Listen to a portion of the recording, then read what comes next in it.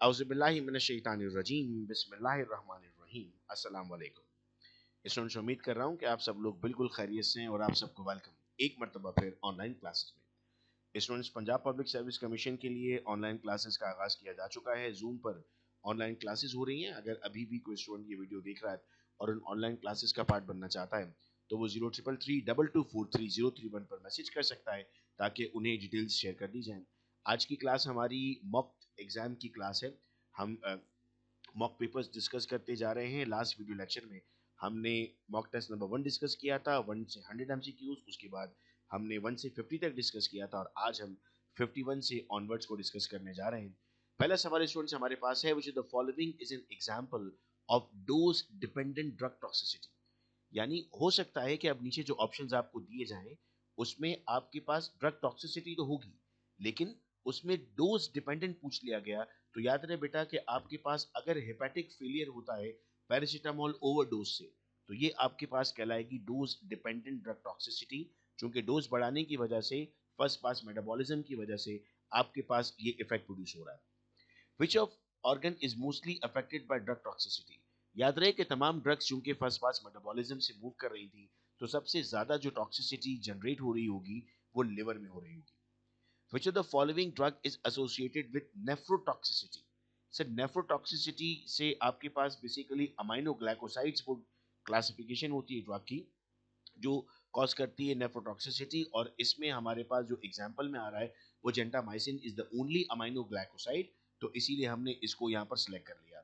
Explanation भी साथ साथ यहाँ पर मौजूद है ताकि हमें इसमें कोई प्रॉब्लम ना हो। Which drug can cause pulmonary fibrosis as a toxic effect. हम कहते हैं सर अब आपके पास एग्जांपल में है एमारडिपिन, फुरोसेमाइड, आइबुप्रोफेन और मेटफॉर्मिन।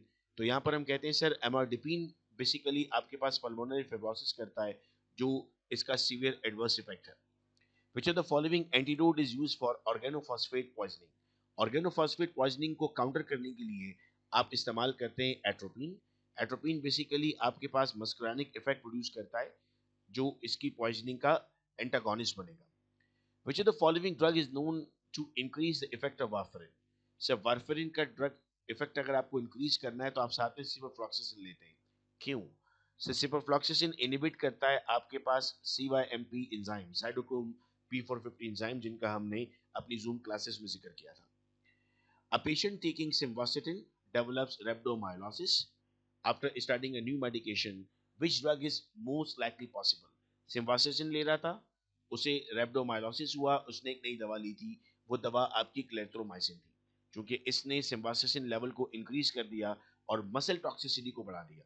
यानी ड्रग इंटरेक्शंस पर हमसे जो सवाल पूछे जा रहे होते हैं वो हम इस तरह से सॉल्व करते हैं। Which drug reduce the effectiveness of oral contraceptives? Sir oral contraceptive की अगर आपको इफेक्टिवनेस को कम करना है तो आप उसके लिए जो मॉलिक्यूल यूज करते हैं वो रिफेम्पिन होता है, बिकॉज ये लिवर एंजाइम को इंड्यूस करता है। Which of the following interaction can lead to serotonin syndrome? Sir अगर आप सेरोटोनिन अपटेक इनहिबिटर ले रहे हैं और ट्रेमाडोल साथ में ले रहे हैं तो दोनों ड्रग बेसिकली सेरोटोनिन लेवल को बढ़ा रहे हैं, तो सेरोटोनिन सिंड्रोम की तरफ आप जा सकते हैं। Which drug combination is contraindicated due to high risk of QT prolongation? ये आपके पास अब बेटा क्वेश्चन यहाँ से चला गया ECG पर, PQRST पर। तो हम कहते हैं कि सर अगर आप एमाइडेरॉन ले रहे हैं और साथ में एरिथ्रोमाइसिन लेते हैं तो ये QT इंटरवल बढ़ाता है जिससे लाइफ थ्रेटनिंग एरिथमिया हो सकते हैं। इन एमसीक्यूज को किसी ना किसी तरह घुमाकर क्वेश्चन पूछे जा रहे होते हैं, तो इससे आप अच्छे तरीके से याद कर लें इन सारी चीजों को कि कौन किसके इफेक्ट के साथ कहाँ पर जा सकता है। Which of the following drug is most likely to cause angioedema? Sir lisinopril AC inhibitor है। एसी इनहिबिटर में आपके पास ये एंजियोडेमा कॉज कर सकता है क्योंकि ये ब्रेडिकाइनिन लेवल को बढ़ाता है। Which of the following drug is known to cause a disulfiram like reaction with alcohol? Metronidazole है। सर ये बेसिकली इनहिबिट करता है एल्डिहाइड डिहाइड्रोजिनेज को, जिससे नोजिया, फ्लशिंग इस्तेमाल होगा अगर आप अल्कोहल यूज करेंगे तो। नेक्स्ट क्वेश्चन है आपके पास, the following drug can cause hypokalaemia as a side effect. याद रखना बच्चों, फ्यूरोसेमाइड एक लूप डायरेटिक है जो पोटेशियम की एक्सक्रीशन को बढ़ा रही है। अगर पोटेशियम एक्सक्रीट हुआ तो वो क्या कॉज करेगा? सर उसका लेवल तो कम हो जाएगा, तो वो कॉज करेगा बेटा hypokalemia. Which anti-diabetic drug is most commonly associated with lactic acidosis? हम कहते हैं sir metformin is most commonly associated with lactic acidosis. Which of the following drug is most likely to cause lupus-like syndrome?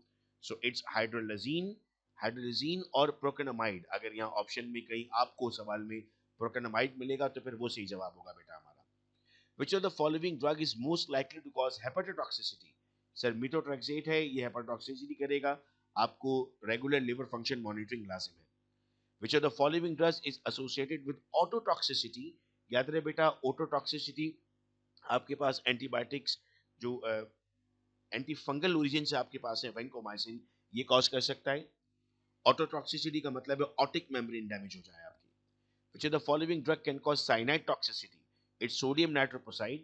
ये इसका metabolism cyanide को release करता है जो आपकी बॉडी के लिए टॉक्सिक हो सकता है. Which of the following drug is known to cause bone marrow suppression? Methotrexate basically आपके पास माइलो सप्रेशन कॉज करता है जो पेंसाइटोपिनिया कॉज कर सकता है आपके पास, यानी आपके पास बोन मैरो अगर सप्रेस हो गया तो आपके डब्ल्यूबीसीज और आरबीसीज जो यहाँ से जनरेट हो रहे थे वो जनरेट नहीं होते. Which antidote is used for benzodiazepine overdose? फ्लोमेजेनिन हम यूज करते हैं बेटा चूंकि वो इसका एंटागोनिस्ट है तो रिवर्स एक्शन प्रोड्यूस करेगा. Which of the following drug interact with nitrate to cause severe hypotension? Sir nitrate के साथ अगर आप कंबाइन करते हैं सिल्डेनाफिल को, PDE5 इनहिबिटर है सिल्डेनाफिल, हमारे पास जो है वो हार्मोनल इंक्रीजिंग के लिए इस्तेमाल किया जाता है तो it may cause hypotension. Which of the following drugs should not be used with lithium? Sir hydrochlorothiazide को हम इस्तेमाल नहीं करते क्योंकि लिथियम एक्सक्रीशन के साथ उसकी टॉक्सिसिटी लेवल को ये ऑलरेडी ये रिड्यूस कर रहा है, लिथियम टॉक्सिक हो जाएगा फिर आपकी बॉडी में. लिथियम आपको मिलेगा लिथियम कार्बोनेट के साथ. इस ड्रग का नाम भी हमने अपनी क्लास ऑफ ड्रग में लिया था जब हम कंट्रोल रिलीज की बात कर रहे थे.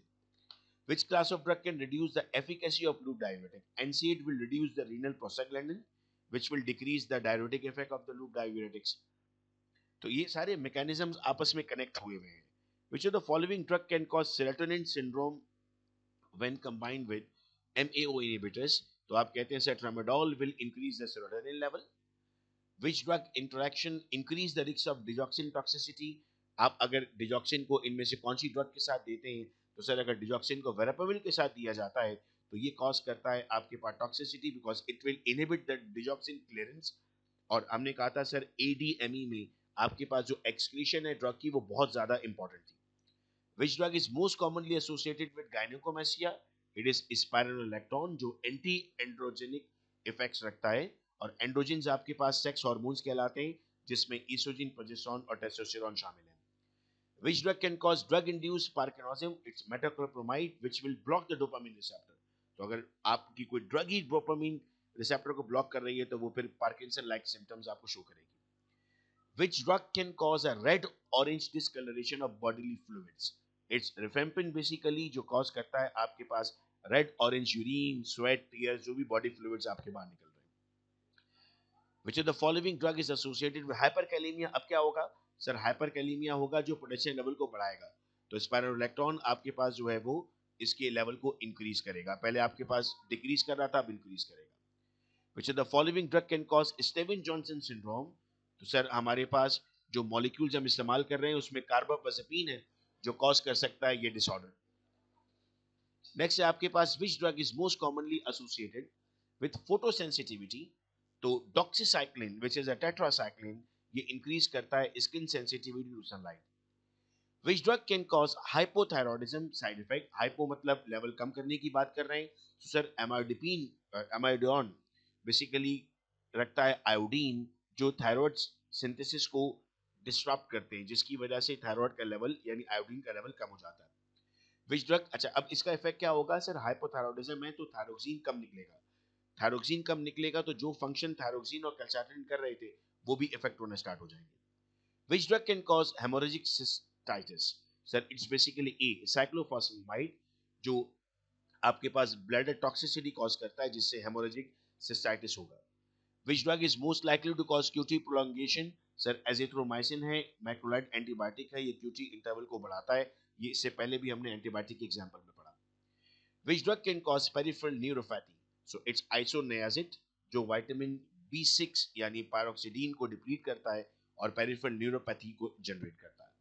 Which drug is associated with pulmonary hypertension? It's फेनफ्लुरामाइन. ये वेट लॉस ड्रग है जिसकी वजह से हाइपरटेंशन जनरेट होता है. तो जो लोग इस ड्रग को यूज कर रहे होते हैं उन्हें अपना ब्लड प्रेशर मॉनिटर करना होता है। Which of the following drug can cause acute tubular necrosis? It's aminoglycoside, specifically gentamicin. ऊपर भी इसकी हमने एग्जांपल ली थी। ये नेफ्रोटॉक्सिक होता है और ये कॉज करता है acute tubular necrosis. Which drug can cause aplastic anemia? It's chloramphenicol. ये लाइफ थ्रेटनिंग ड्रग है जो कि बोन मैरो को सप्रेस करता है। और ये आप देख रहे हैं कि कनेक्टेड क्वेश्चंस हैं जो पूछे जा रहे होते हैं हमसे। Which drug is associated with a tendon rupture? जब बोन बेटा बोन के साथ कंबाइन होती है तो वो कहलाता है joint.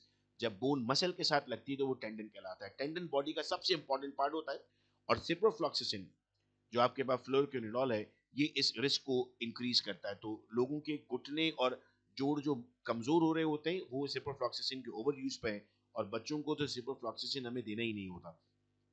Which drug can cause agranulocytosis? It's clozapine जो कॉज करता है agranulocytosis. Which drug can cause drug induced lupus? Sir hydralazine है जो ड्रग इंड्यूस्ड lupus कॉज करता है। ये स्ट्रेट अवे क्वेश्चंस हैं जो आपको याद करने हैं।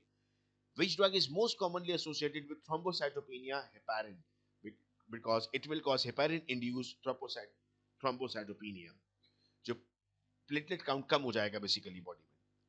Which drug can cause nephrogenic diabetes insipidus? अब nephrogenic पे आते हैं तो इट्स लिथियम बिकॉज वो किडनी फंक्शन के साथ जा रहा है।